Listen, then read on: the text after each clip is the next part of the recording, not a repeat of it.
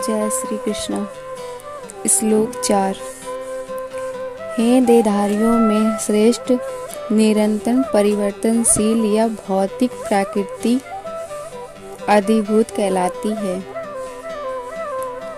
भगवान का विराट रूप जिसमें सूर्य तथा चंद्रमा जैसे समस्त देवता सम्मिलित हैं, अतिदेव कहलाते हैं तथा प्रत्येक देहधारी के हृदय में परमात्मा स्वयं स्थित मैं परमेश्वर अतियज्ञ कहलाता हूँ।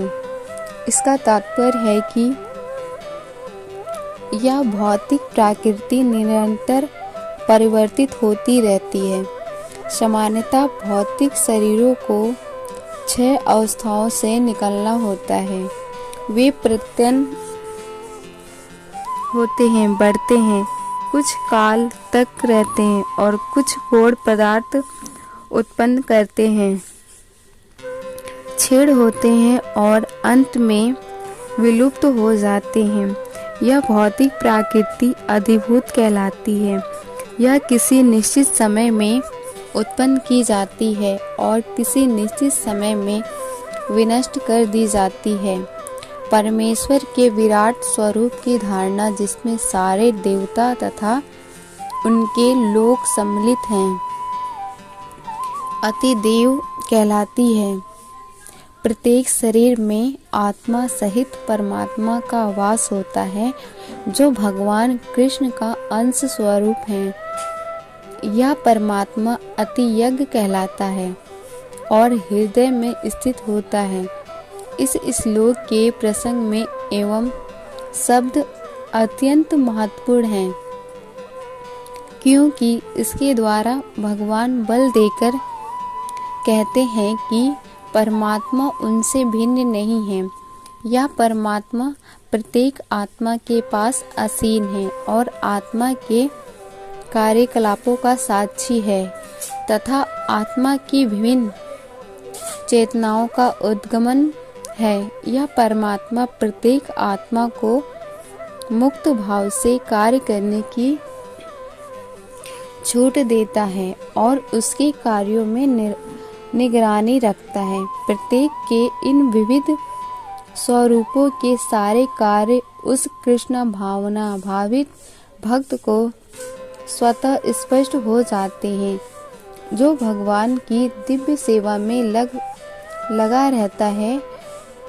अति देवत नामक भगवान के विराट स्वरूप का चिंतन उन 9 दीक्षितों के लिए है, जो भगवान के परमात्मा स्वरूप तक नहीं पहुंच पाते। अतः उन्हें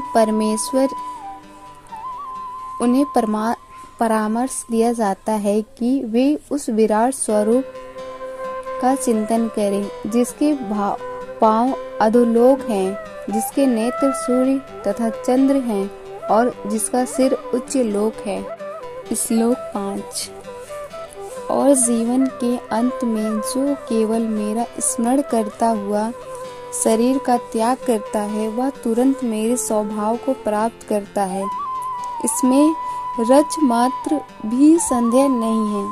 इसका तात्पर्य है कि इस श्लोक में कृष्णा भावनामृत की महत्व दर्शित की गई है। जो कोई भी कृष्णा भावनामृत में अपना शरीर छोड़ता है और वह तुरंत परमेश्वर के दिव्य स्वभाव को प्राप्त होता है।